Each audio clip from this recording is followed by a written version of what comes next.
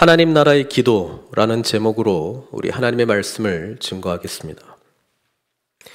저희는 이제 십자가를 향해서 가시는 주님의 이야기 가장 중요한 대목 중에 한 장면을 오늘 보게 됐는데요. 우리 지난주에 주님께서 제자들과 함께 마지막 유월절 만찬을 하시면서 이것은 새로운 시대, 하나님 나라가 도래하고 난 새로운 시대에 믿는 자들이 함께 참여하게 될 그런 성만찬이다라고 하는 것을 저희들이 살펴보았습니다. 이제 장면이 바뀌어서요, 유월절 만찬, 성만찬을 이제 제정하시고 예수님은 제자들과 함께 단은 아니고 3명을 데리고 겟세마네라고 하는 곳에 가게 되었습니다. 그리고 오늘은 이 겟세마네 동산에서 우리 주님께서 하신 이 기도가 매우 중요한 기도이죠. 그래서 제가 하나님의 나라의 기도다 이렇게 이제 제목을 붙였습니다만은 이 기도의 의미를 저희들이 잘 이해하는 것이 필요합니다. 우리 기도를 강조한 복음서는 사실 누가복음이 기도를 굉장히 많이 이제 강조를 하긴 합니다만 마가복음에서 예수님의 삶을 보면 여기에도 기도가 매우 중요한 역할을 하고 있다는 것을 보게 됩니다. 사역의 초창기, 사역의 하이라이트, 사역의 마지막에 기도하는 우리 주님의 모습이 담겨져 있기 때문에 그렇습니다. 마가복음 1장에 예수님께서 기도하셨던 내용이 처음으로 이렇게 기록이 되는데 예수님께서는 세례를 받으시고 이제 공생애의 사역, 하나님 나라의 사역을 이제 시작하시게 되었는데 많은 병든 자를 치유하시고 또 귀신 들린 자가 찾아오면 귀신을 이제 쫓아내시는 그런 사역을 했습니다. 근데 마가복음에만 기록되어 있는 굉장히 재미있는 부분이 뭐냐면 마가복음 1장 35절이거든요. 주님께서 많은 사역을 하셨는데 이렇게 기록이 되어 있습니다. 새벽 아직도 밝기 전에 예수께서 일어나 나가 한적한 곳으로 가서 거기서 기도하시더니 이렇게 돼 있잖아요. 이 내용은 마가복음에만 기록이 되어 있습니다. 그래서 주님께서 새벽 기도하셨다. 그 본문으로 저희가 이제 삼기도 하는데요. 중요한 것은 주님께서는 기도하셨다라고 하는 것입니다. 그리고 마가복음에 기록되어 있는 예수님의 기도는 뭐 이렇게 다 같이 모여가지고 기도하는 기도가 아니고 개인적인 하나님 아버지와 지극히 은밀하게 친밀하게 나눴던 그런 기도로 묘사가 되고 있습니다. 그러니까 사역의 초반에도 주님께서는 늘 사역을 하시면서 기도를 하셨다. 이 내용이 기록이 되어 있고요. 우리 주님의 사역의 하이라이트는 어디입니까? 모든 사람들이 예수님이 어떤 분인 줄을 알고 있고요. 인기 있는 분이셨고 주님께서 가시는 곳에 모든 사람들이 쫓아갔습니다. 모든 복음서에 유일하게 기록되어 있는 예수님의 기적 중에 하나는 보리떡 5개, 생선 2마리로 5,000명을 먹이신 그 오병이어의 사건이 모든 복음서에 다 기록이 되어 있고 이때가 예수님의 사역이 어떻게 보면 이제 하이라이트예요. 하이라이트. 그런데 그 사역을 끝내시고 마가복음에는 어떻게 기록이 되어 있냐면 이렇게 기록되어 있어요. 6장 45절에서 46절 말씀. 예수께서 즉시 제자들을 재촉하사 자기가 무리를 보내는 동안에 배 타고 앞서 건너편 벳세다로 가게 하시고 제자들을 빨리 저 건너편으로 건너가게 하시고 주님은 뭐 하세요? 무리를 작별하신 후에 어디 가셨다고요? 기도하러 산으로 가시니라. 그러니까 사역과 기도, 뗄래야 뗄 수 없는 이 장면을 우리가 보게 되고요. 또 우리가 마가복음 11장부터 이제 주님께서는 예루살렘에 들어오셨잖아요. 예루살렘에 들어오셔서 이제 십자가를 향해서 가시는데 제일 먼저 하신 게 뭐예요? 성전에 들어가셔가지고 좋은 말로 성전을 깨끗하게 한 거고 나쁜 말로 그냥 완전히 그냥 엎어버린 거잖아요. 막 상 없고 환전하는 사람들 쫓아내고 비둘기 파는 자들 뭐 이런 사람 다 쫓아냈습니다. 그러면서 주님께서 이렇게 외치셨죠. 마가복음 11장 17절 이에 가르쳐 이르시되 기록된 바 내 집은 만민이 기도하는 집이라. 성전은 하나님을 만나는 곳, 하나님께 기도하는 곳, 유대인만 하는 것이 아니고 모든 사람들이 기도하는 곳이다. 이렇게 이제 말했잖아요. 그런데 너희는 강도의 소굴을 만들었도다. 예. 주님께서 성전을 깨끗하게 하시는 것, 그게 바로 주님께서 오신 목적이었다고 제가 이 본문을 가지고 또 말씀드렸고, 이 성전은 더 이상 기능을 못하고 주님께서는 새로운 성전을 세우시게 될 건데, 바로 성전된 자기 자신이 십자가에 죽으심으로, 성전된 자기 자신이 완전히 무너짐으로, 새롭게 부활하신 그 성전에 저희가 연합함으로 우리는 뭐예요? 성령이 거하시는 전이 되어서 성령께서 인도하시는 기도를 통하여 주님과 날마다 교통하고 소통하는 존재들, 새로운 존재가 되었다. 그게 이제 복음이 저와 여러분들에게 주신 놀라운 은혜이자 선물 아닙니까? 그래서 그거 하시기 위해서 오셨어요. 그리고 공생의 사역의 마지막은 어디입니까? 십자가에서 죽으시는 거잖아요. 그때 우리 주님께서 기도하셨던 내용은 마가복음에는 한 절밖에 없어요. 근데 그 기도는 고통의 기도였습니다. 마가복음 15장 34절 말씀. 제9시에 예수께서 크게 소리 지르시되 엘리 엘리 라마 사박다니 하시니, 이를 번역하면 나의 하나님 어찌하여 나를 버리셨나이까. 요 고통의 절규를 하시고 주님께서는 마지막 하나님께 기도하시고 즉 끝내는 내용으로 마가복음이 이제 마무리가 됩니다.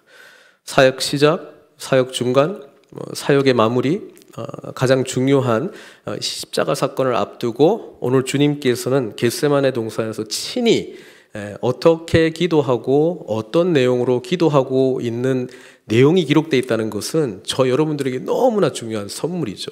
왜냐하면 이것이 하나님 나라를 소망하는 자, 하나님 나라에 들어간 자, 하나님의 자녀가 된 자들이 기도해야 될 내용이고, 또 우리가 이렇게 기도할 수 있는 이유도 사실 오늘 이렇게 기도하신 주님 때문이라고 하는 사실이죠.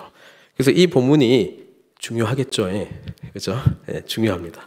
그래서 오늘 이 본문을 보면서 주님께서 하신 이 기도의 의미를, 그리고 이 기도 때문에 저와 여러분들이 하나님 나라의 기도를 할 수 있는 자들이 되었다라고 하는 사실, 그리고 이 기도를 실천적으로 늘 하면서 살아야 된다는 것을 다시 한번 깨닫는 귀한 시간이 되기를 바랍니다.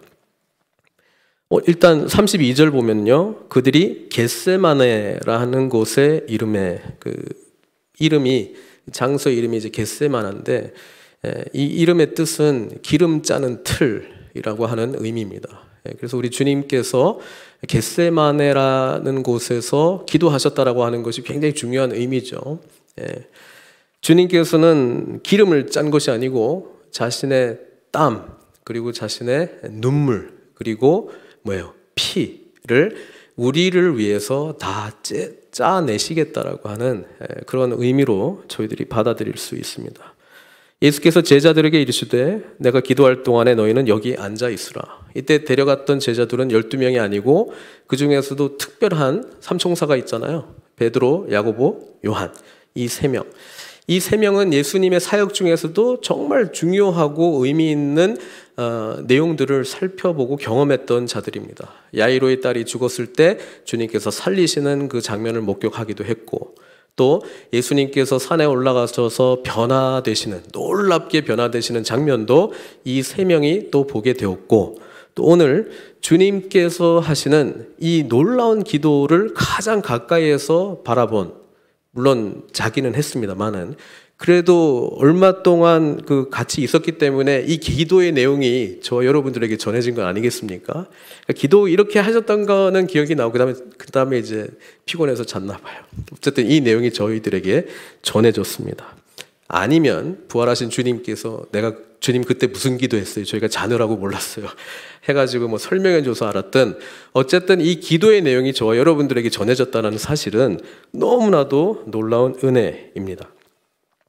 어쨌든 이 3명을 데리고 주님께서 이제 기도하시는데, 여기에 우리는 이때까지 보지 못했던 예수님의 괴로워하는 마음을 보게 됩니다. 괴로워하는 마음을 보게 됩니다.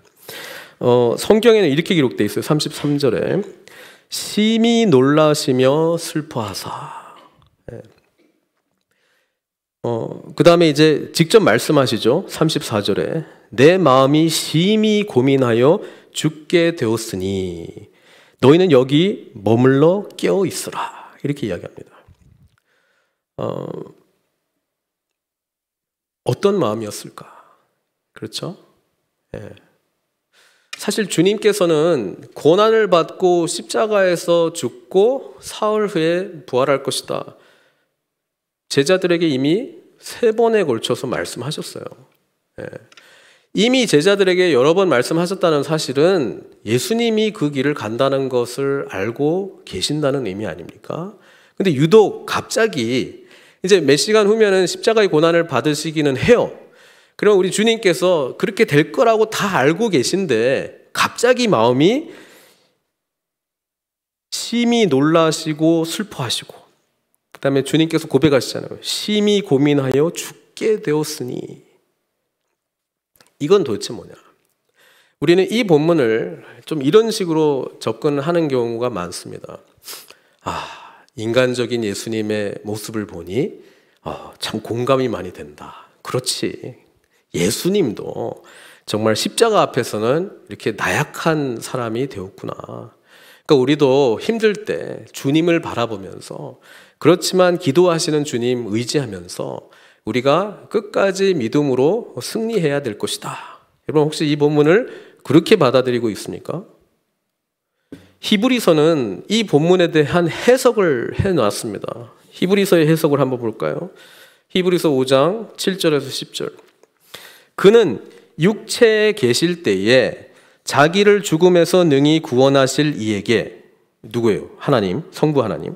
심한 통곡과 눈물로 간구와 소원을 올렸고 그의 경건하심으로 말미암아 들으심을 얻었느니라. 우리 성경 읽을 때 잘 읽어야 돼요. 그의 경건하심으로 말미암아 들으심을 얻었느니라. 그러니까 우리는 덜 경건해가지고 우리는 늘 기도 제목이 응답 안 되는 거예요. 뭐 어떤 의미예요 이게 도대체? 그가 아들이시면서 받으신 고난으로 순종함을 배워서 고난을 통해서 순종함을 배웠다고? 9절 온전하게 되셨은즉 그러니까 이 과정을 통해서 그전에는 온전하지 못했는데 그 다음에는 온전해졌다는 건가? 자기에게 순종하는 모든 자에게 이제 주님께서 그냥 이 고난을 통해서 순종함을 배웠고 경건함을 통해서 하나님께서 기도 제목에 응답을 주셨으니 기도 제목에 응답을 주셨다는 게 우리가 오늘 보면 보겠지만 원래 주님께서 고백했다는 건 뭐예요? 하실 수만 있다면 지나가게 해주시옵소서. 이거 응답받았다는 거 아니잖아요. 그러나 나의 원대로 마옵시고 아버지의 뜻대로 하옵소서 이거잖아요. 그러니까 응답을 받았다는 게 도대체 무슨 말인가? 온전하게 되셨은즉 자기에게 순종하는 모든 자, 그건 이제 앞으로 예수님을 구주로 고백하고 예수님 뜻대로 살아가는 저와 여러분들을 말하는 거잖아요. 순종하는 모든 자에게 영원한 구원의 근원이 되시고 이게 이제 중요하죠. 하나님께 멜기세덱의 반차를 따른 대제사장이라 칭하심을 받으셨느니라. 그러니까 여기에 나오는 도대체 이 해석의 의미는 뭘까?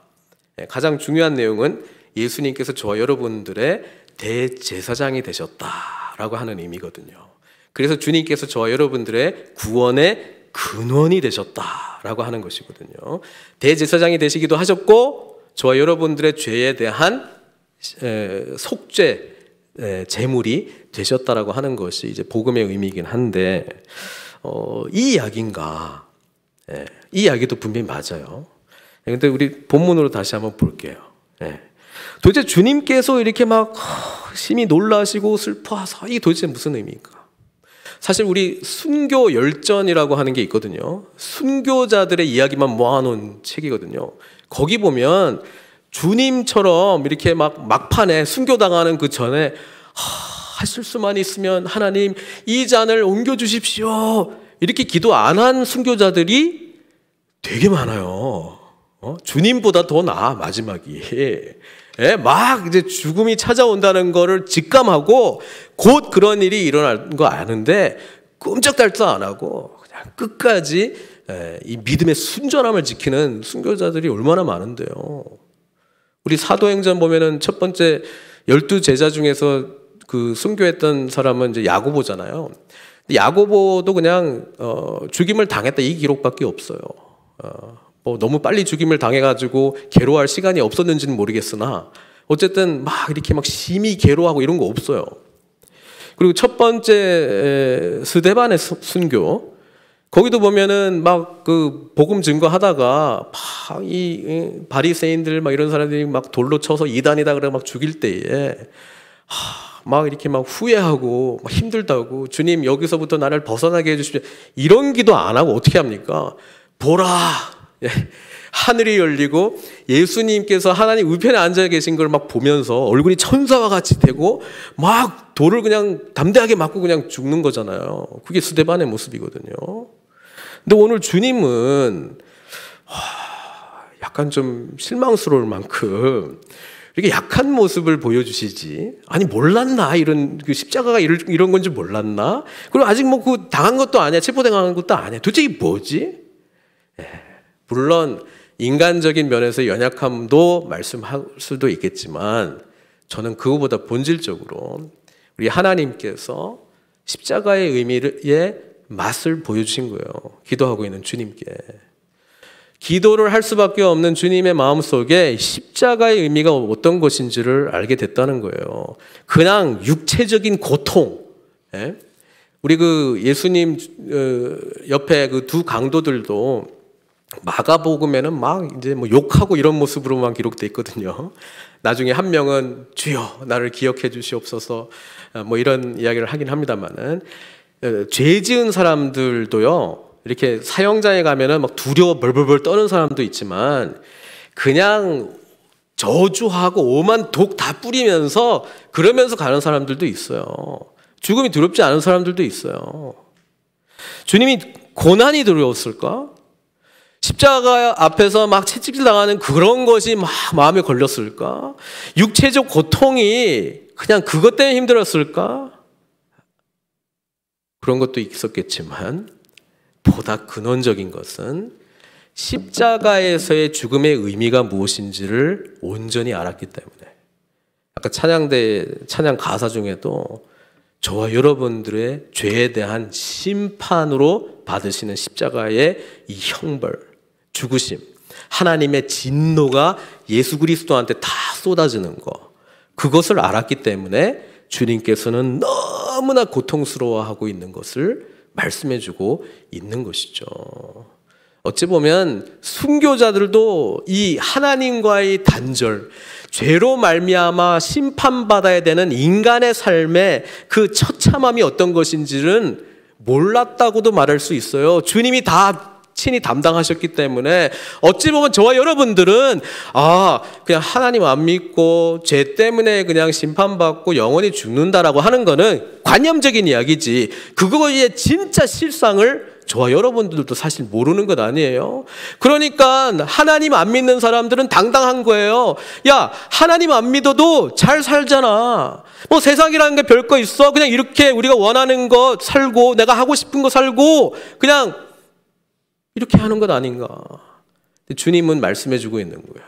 그게 아니라 원래 창조된 우리가 창조주이신 하나님을 알지 못하고 이 삶에서의, 이 땅에서의 짧은 생이 끝나고 난 이후에 영원한 심판이라고 하는 것은 우리의 상상 초월하는 고통과 아픔이다라고 하는 것입니다.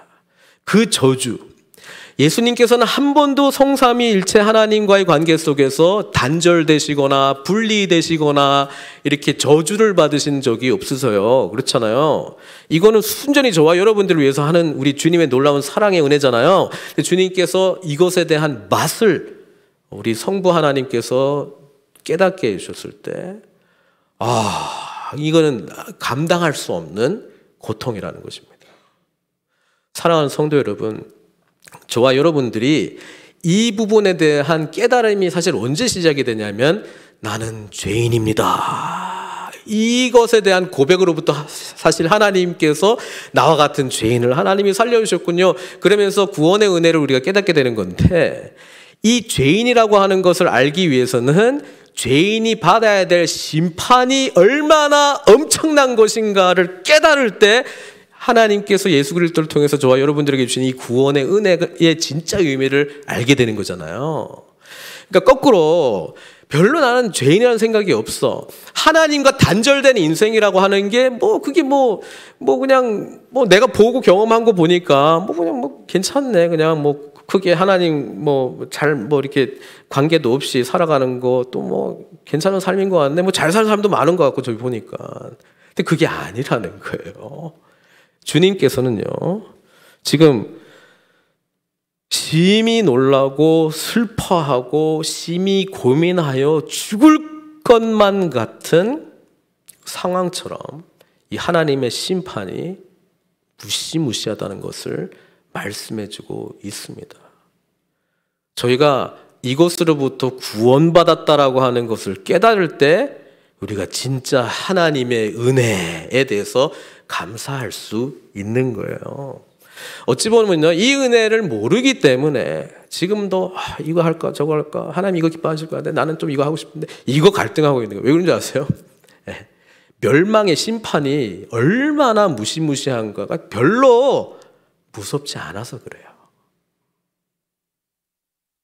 주님께서는요, 저와 여러분들이 받아야 될 이 심판을 100% 온전히 다 받으셨어요. 유일무이한 이 하나님의 완전한 심판을 온 인류를 대신해서 받으신 이 주님께서 그냥 피해가고 싶어 이 정도가 아니고 정말 이 고난, 우리가 상상할 수 없는 하나님과의 단절, 그 의미를 이렇게 저와 여러분들에게 지금 알려주고 있는 것이죠. 사실 주님 안 받으셔도 되는 거잖아요. 우리를 위해서 받으시는 거잖아요. 우리가 이 사실을 결코 놓쳐서는 안 됩니다. 35절에 보면은요, 조금 나아가서 땅에 엎드려 될 수 있는 대로 이때가 자기에게 지나가기를 구하여 이르시되. 비로소 예수님께서 이제 어떤 기도를 했는가 알려주고 계신데요. 어떤 기도입니까? 지나가게 해주십시오. 너무 고통스럽습니다. 이 저주가 지나가게 해주십시오. 아빠, 아버지요. 여기서 아빠는 한국말이 아닙니다. 히브리어가 아바, 아버지인데 그걸 그대로 써놓은 거예요. 그러니까 참 한국말하고 히브리가 겹치는 곳이 하나 있는데 아빠에서 겹칩니다. 두 단어가 똑같아요. 아바, 아버지요. 그러니까 주님께서 친밀하신 성부 하나님께 기도하는데 이 기도의 내용이 하나님 나라의 자녀들이 기도해야 될 하나님 나라의 기도죠. 뭡니까? 아버지께는 모든 것이 가능하오니 이 잔을 내게서 옮기시옵소서. 그러나 나의 원대로 마시옵고 아버지의 원대로 하옵소서. 이 죄, 아담과 하와, 겟세마네 동산 말고 또 다른 동산에서 일어났던 창세기 이야기 저희가 잘 알고 있지 않습니까? 죄가 어떻게 시작이 됐는가에 대한 동산 이야기인데요. 거기는 아담과 하와가 자신의 삶을 창조하시고 이 세상에 의미를 부여하시고 이 세상이 모두 다 아담과 하와를 위해서 존재하는데 이들은 영원토록 하나님과 교제를 누리면서 하나님의 뜻대로, 창조 원리대로, 창조의 섭리대로 살아가야 되는데 그 창조주이신 주님을 버리고, 그렇죠? 자신이 주인의 자리에서 주인 행세하면서 살아갔던 것이 죄의 원형이지 않습니까? 그래서 이들은 기도는 안 했지만 이거 한 거예요. 주의 아버지의 원대로 마시옵고 나의 원대로, 내가 하고 싶은 대로, 내 계획대로, 내 선택대로 살겠습니다. 그게 선악과를 먹은 태초의 인간의 죄잖아요. 그리고 그 이후에 태어나는 모든 인간은 자기가 이 삶의 주인이잖아요. 그렇게 알고 있죠. 당연히 그런 줄 알고 살잖아요, 우리가. 근데 주님께서 오셔서 가르쳐 주신 기도는 주기도문에 보면 하나님의 뜻이 이 땅 가운데 이루어지도록 기도하고 있고요. 십자가를 앞둔 이 겟세마네 동산에서 이 기도에서도 나의 원대로 마시옵고 아버지의 원대로, 이게 하나님 나라에 속한 자녀들이 반드시 기도해야 될 내용이기도 하고, 이거는 의무가 아니고 그냥 그럴 수밖에 없어요.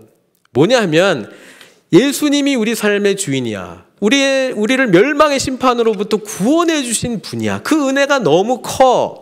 그러면 이제는 내 생각, 내 계획, 내 육신의 욕망대로 살아왔는데, 이제는 주님, 나의 삶도, 나의 생각도, 나의 의지도, 나의 결단도, 나의 모든 것이 다 주님의 것이오니 주님 뜻대로 내가 살겠습니다. 그래서 우리는 아침에 일어날 때 주님께 물어야 되는 것이죠. 하나님, 오늘 나의 생각과 계획과 삶과 만남과 일과 사역 속에 하나님의 뜻대로 살아가기를 원하나이다.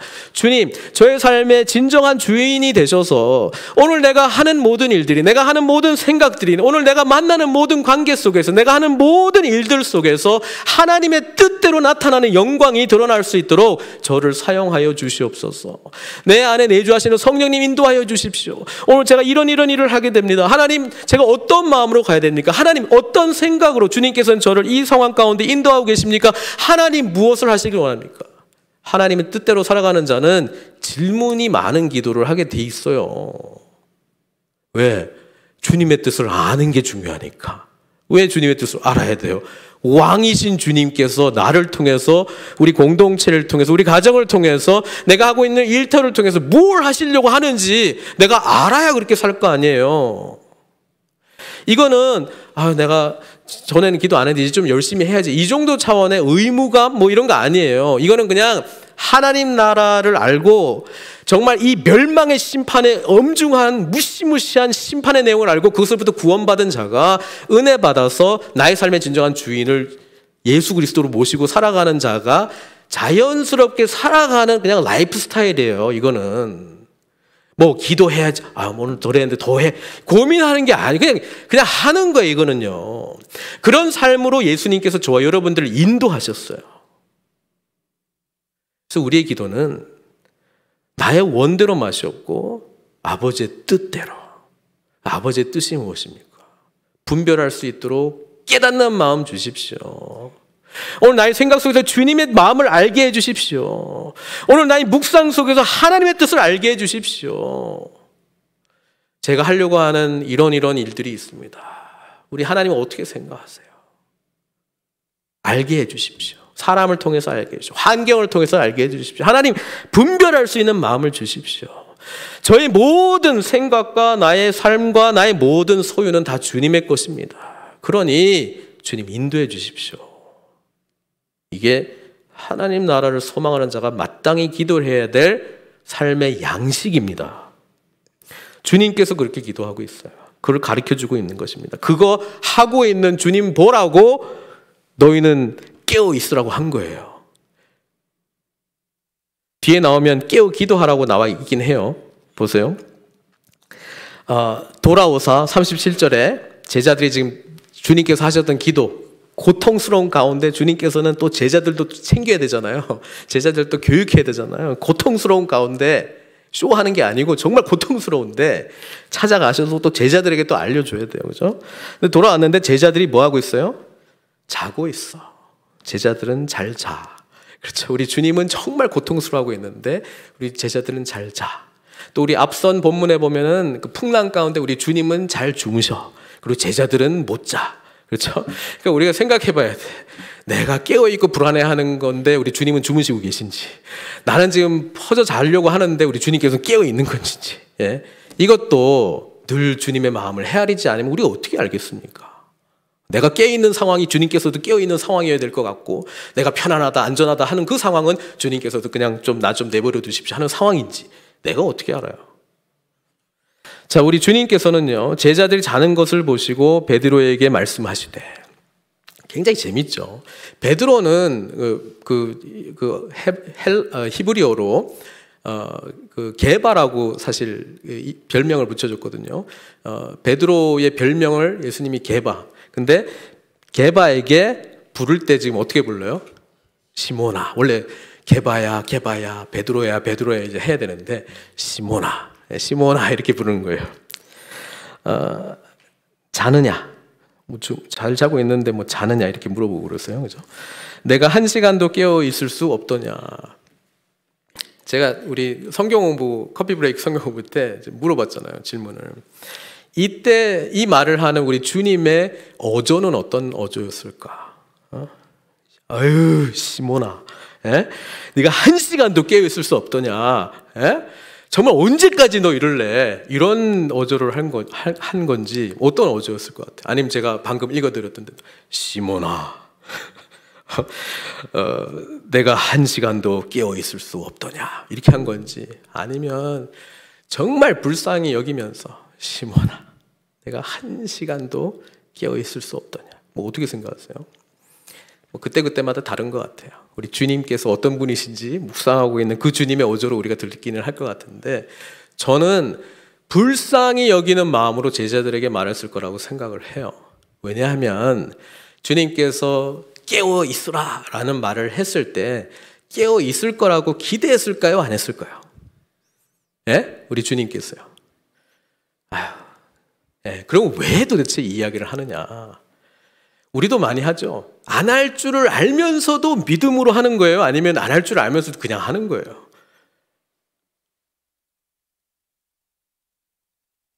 우리 주님께서는요, 이 말씀을 하시고 무슨 말씀을 하시냐면 38절에 시험에 들지 않게 깨어 있어 기도하라.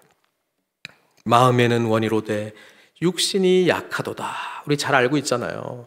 또 이 본문 좋아하잖아요. 그렇죠? 우리 못할 때마다 마음에는 원이로되 육신이 약하도다. 약한 줄 알죠, 주님. 아빠 이러면서. 예. 뭐예요 이거? 좀 못할 줄 알면서도 하시는 거. 이것도 한 번, 두 번 또 하잖아요. 나중에는 그 제자들이 미안해가지고 무엇으로 대답할 줄을 알지 못하노라. 처음에는 뭐라고 했겠어요? 예, 충성. 갔다 왔는데 또 퍼져자고 있고. 주님께서 이 말씀을 하신 것은 이 말대로 지금은 안 할 거지만 나중에 부활하신 주님, 승천하신 주님, 성령님께서 내주하시는 제자들이 이때를 기억하면서 이들도 이런 기도를 할 수 있는 자가 되었다라고 하는 것을 알게 될 거를 기대하면서 이 말씀하신 거죠. 무슨 말이냐? 오늘 본문에 마음이라고 하는 단어가 두 개가 나오잖아요. 첫 번째는 34절에 나와요. 말씀하시되, 예수님이 하셨던 말씀, 내 마음이 심히 고민하여 죽게 되었으니. 그리고 여기에도 마음은 원이로되 육신이 약하도다. 근데 헬라어가 틀려요. 헬라어가. 첫 번째 마음은 푸시케입니다. 푸시케. 이 푸시케는 그냥 뭐 영혼, 뭐 인간, 마음. 영어에서는 그 soul로 번역이 됐잖아요. 영어 성경에는 my soul. 근데 여기 그 마음에는 원이로되 육신이 약하도다 할 때 이 마음은 어떤 단어냐면 푸뉴마입니다. 그럼 푸뉴마. 푸뉴마는 뭐 할 때 푸뉴마인 줄 아세요? 성령. 성령이 푸뉴마예요. 예? 그래서 이 본문은 이렇게도 번역을 할 수 있어요. 성령은 원이로되 육신이 약하도다. 이렇게도 번역할 수 있어요. 성령이 나오는 모든 본문은 푸뉴마이기 때문에. 근데 여기에는 왜 마음이라고 했을까? 마음이라고 번역하면 이렇게 되는 거예요. 마음은 원이로되 육신이 약하도다. 그럼 이거 고치려면 뭐만 바꾸면 돼요?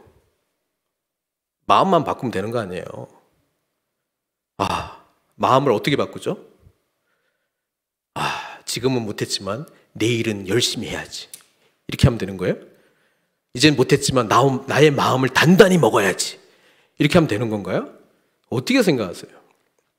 그걸로 됐으면 벌써 됐죠. 왜냐하면 이 겟세마네 동산에서의 그 기도, 이 본문 앞에 베드로가 아주 놀라운 마음을 표현했어요. 너희가 다 나를 버리리라. 예? 다 버릴지언정 나는 주님을 버리지 않겠습니다. 이것처럼 마음을 단단히 먹은 결심이 어디 있어요? 그래놓고 자, 이게 첫사람 아담, 이 육신, 이 육체, 욕망대로 살아가는 자, 주님 놀라운 은혜를 경험하지 못하고 부활 생명 경험하지 못하고 성령님의 인도하심 받지 못하는 사, 옛사람은 이렇게밖에 안 돼요. 진짜 마음은 원해, 근데 안 돼. 이게 우리의 현 주소라고 하는 거예요. 근데 이것을 가능하게 하기 위해서는 예수님이 십자가를 향해서 가시는 거잖아요. 이걸 가능하게 해주기 위해서 십자가에서 죽으실 거잖아요. 그 죽음이라고 하는 건 저와 여러분들이 감당해야 될 이 죄의 심판에 대한 심판을 주님께서 친히 담당하시는 거고, 부활하신 주님의 놀라운 생명력이 그리스도를 구주로 고백하는 저와 여러분들에게 죄싸움의 은혜뿐 아니라 주님의 생명력이 우리 가운데 흘러 들어오잖아요. 그래서 이 생명력이 승천하신 주님께서 성령님 보내주셔가지고 성령 충만한 가운데 살아가는 자는 마땅히 뭐예요? 성령님이 원하시는 삶을 살아갈 수 있는 능력을 부여받게 돼요. 성령이 원하는 대로 살게 된다고요. 육신이 원하는 대로 살지 않고요. 그래서 갈라디아서에는 이 두 가지 소욕들이 전쟁하고 있잖아요. 육신의 소욕, the desire of the flesh. 그 다음에 성령의 소욕, desire of the Holy Spirit. 성령이 원하는 것과 내가 원하는 것하고 이렇게 늘 부딪히는데, 주님의 뜻 안에서 살아가는 하나님 나라의 자녀는 누구 뜻을 늘 구하고 누구의 뜻에 늘 민감하고 누구의 능력을 늘 구하고 있기 때문에 하나님이잖아요. 그분 뜻대로 살아가게 되는데, 그게 바로 성령님이 저와 여러분들에게 원하시는 마음의 소원을 움직이시고 마음의 생각을 움직이시고 마음의 뜻을 움직이시고 하나님의 뜻을 분별하게 하면서 그 뜻대로 살아갈 수 있게 된다고 하는 사실입니다. 주님 그 말씀 해주고 있는 거예요. 지금은 마음으로 번역할 수밖에 없어. 왜냐면 모르니까. 성령님이 인도하시는 거 제자들 아직 경험 못했잖아요. 오순절날 성령 경험하고 난 이후에 제자들은 성령이 인도하시는 삶을 사는데, 세상이 공격해도 담대해, 체포돼도 담대해, 매 맞아도 찬양해, 죽음 앞에서도 부활 승천하신 주님 바라보면서 담대해. 그렇게 되는 거예요. 사랑하는 성도 여러분, 저와 여러분들이 여전히 이 본문을 마음다짐, 다시 마음을 다잡아야지, 내일은 오늘보다는 좀 열심히 해야지, 이거 붙들고 옛사람 개조하는 걸로 성경 말씀 붙들면 안 됩니다. 주님께서 안 된다고 말해주는 거예요. 안 된다고요. 오직 누구를 통해서만 된다고요? 예수 그리스도, 그리고 그분의 영이신 성령님께서 우리 가운데 내주하실 때에 우리는 이제 주님의 뜻대로 살아가기를 원합니다. 나의 모든 마음이 주님께 향할 때에 주님 나를 다스려 주십시오, 주님 뜻대로 살겠나이다, 이런 기도를 올리고 주님과 늘 동행하면서 주님께서 늘 나와 함께 하신다는 그 사실에 나의 삶을 전부 오픈하고 나아갈 때에 우리는 이런 능력 있는 삶을 살 수 있는 거예요. 여러분, 우리가 세계로부터 공격을 받아요. 아직 하나님의 나라가 도래하지 않았고 하나님의 나라가 시작은 됐는데, 주님 다시 오실 때까지는 이 땅에 전쟁이 있어요. 영적 전쟁이 있어요. 플래시, 육체의 공격이 있어요. 옛사람, 이 정욕, 옛사람이 원하는 거, 이거하고 이제 성령의 소욕과의 전쟁이 있어요. 여기서 우리가 깨어 있어야 되거든요. 또 세상의 공격이 있어요. 세상 풍조대로 세상이 전해주는 메시지에 우리가 분별하지 못하면 그냥 넘어가요. 그냥 다 그렇게 생각해. 세상은 이런 거야. 세상의 가치관하고 하나님 나라의 가치관하고 충돌할 때 우리는 하나님의 뜻이 무엇입니까? 막 부르짖어야 돼요. 세상 문화 가운데 하나님의 잔잔한 뜻을 구하는 것이 아니고 궁극적으로 도래할 하나님의 나라를 바라보면서 오늘 우리는 어떤 삶을 살아야 돼요? 세상이 공격하고요. 세 번째는 마귀가 공격하죠. 가룟 유다에게 생각을 넣어줬어요. 사탄이. 생각에서 우리는 벌써 이겨야 되거든요. 부정적인 생각도 집어넣고요. 나의 자존감을 낮추는 생각도 넣고요. 비교의식도 넣고요. 막 하여튼 내가 약한 거 하여튼 순간순간 막 넣어요. 그때 주님 뜻대로 살겠나이다 라고 하는 그런 분별력 없이 그냥 다 무너지게 돼 있어요. 그래서 우리는 서로가 필요해. 말씀이 필요해. 영적 공동체가 필요해. 뭐 하는 공동체요? 나를 통한 하나님의 뜻을 발견하게 하는 그런 건강한 공동체가 필요해요. 우리는 그런 만남을 소원해야 돼요. 그런 사람들이 우리의 영적 삶의 성숙 가운데 반드시 있어야 돼요. 그런 영성 훈련이 되어 있어서 나는 아침 일어날 때마다 하나님의 뜻을 구하는 말씀 묵상으로 향하고 있든지 기도를 향해서 나아가고 있든지 그런 내 자신을 계속 성찰할 수 있는 게 필요해요. 사탄은요, 그거 안 해도 돼. 사탄도요, 우리가 알아듣는 거짓말 안 하고요, 예, 거짓 진리를 말해주잖아요. 비슷한 거. 예, 비슷한 거. 아휴, 오늘 뭐 기도 안 한다고 뭔 일이 나겠냐? 오늘 예배 빠진다고 뭐 내가 죽겠냐? 예? 오늘 내가 분별하면 못하면 어때? 그냥 이때까지 열심히 했으니까 오늘은 그냥 좀 욕망대로 한번 살아보자. 예? 사탄이요, 별별 것을 다 그냥 막 속삭여요. 여러분, 여기에 넘어가지 않으려면은 분별할 수 있는 능력이 있는데 우리 잘 알죠? 자기 자신에 대해서는 굉장히 우리가 관대해요. 그럴 수 있지 뭐, 내일부터 하지 뭐. 예? 아닙니다. 우리는요, 하나님 앞에 늘 벌거벗은 모습으로 나아가지 못하면요, 여기서 헤어나올 길이 없어요. 제일 무서운 건 고립된 신앙생활이에요.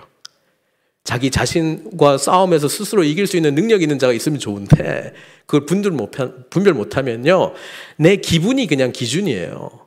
오늘은 좀 성령 충만한 것 같아. 주님 뜻대로 좀 해보고, 오늘은 좀 쉬라고 하는가 보다. 욕망대로 한번 해보자. 뭐 이렇게 가든지. 누구 기준이에요? 가만히 보면 다 자기 원대로 하는 것 아니겠습니까? 사랑하는 성도 여러분, 주님께서 이 기도의 내용을 저희들에게 보여주신 것은 우리로 하여금 진정으로 하나님 나라의 기도의 삶을 살아갈 수 있도록 그 방법을 제시해 주신 겁니다. 주님이 방법입니다. 주님께서 저와 여러분들을 위해서 행하신 이 놀라운 복음의 은혜에 사로잡힐 때에 우리는 예수 그리스도께서 우리의 삶의 진정한 주인이십니다 라고 하는 진실된 고백으로 주님의 뜻을 분별하고 살아갈 수 있는 능력이 있는 삶을 살게 된다는 것입니다. 말씀을 맺겠습니다. 사랑하는 성도 여러분, 저와 여러분들은 십자가를 지시기 전에 제자했던 일이 아니에요. 십자가에서 완전히 죽으시고 완전히 사흘 후에 살아나시고 승천하시고 그와 동시에 성령님 보내주신 이 새로운 시대의 주인공들이라고 하는 사실을 잊지 마십시오.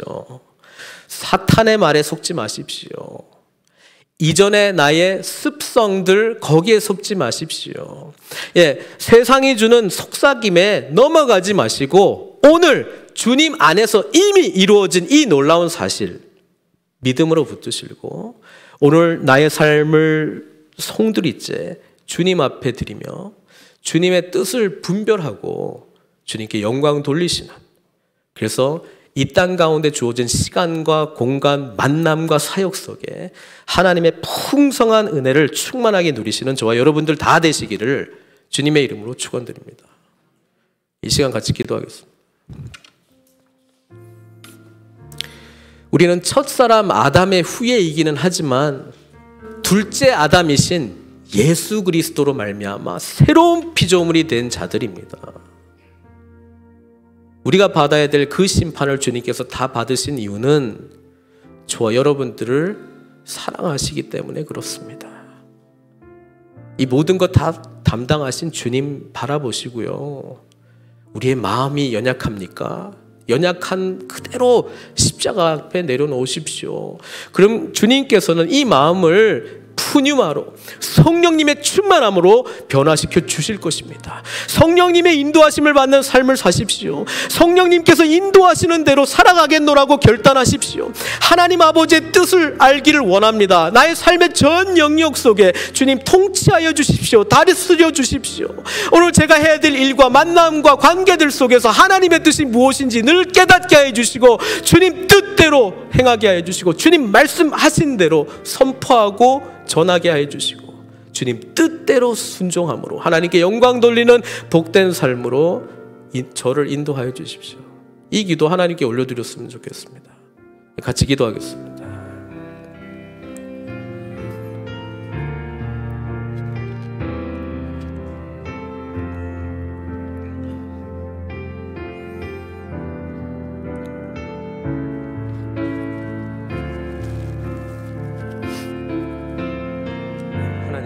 저희도 연약합니다. 그래서 아버지 하나님의 은혜가 필요합니다. 아버지 하나님의 은혜를 베풀어 주십시오. 이 시간 하나님 아버지 은혜를 베풀어 주십시오. 주님 바라보기를 간절히 원합니다. 십자가의 놀라운 은혜를 가운데 우리가 함께 나아가길 간절히 원하오니 이 시간 아버지 하나님 우리의 뜻 내려놓게 해주시고 하나님 아버지 온전히 바라보게 해주시고 하나님 아버지 뜻 가운데 우리의 삶을 분별하게 해주시고 주님을 온전히 붙드는 저희들 될 수 있도록 주님 성령의 충만한 은혜로 허락하여 주시옵기를 간절히 원합니다. 주님께 우리의 삶을 온전히 의탁하며 올려드리오니 주님 함양하여 주시고 함께해 주시고 하나님 아버지 복을 주시고 아버지 하나님 정말 우리에게 주신 호흡, 생명 다할 때까지 주님께 영광 돌리는 저희들의 삶이 될 수 있도록 축복하여 주시기를 간절히 원하나이다. 아버지 인도하여 주십시오.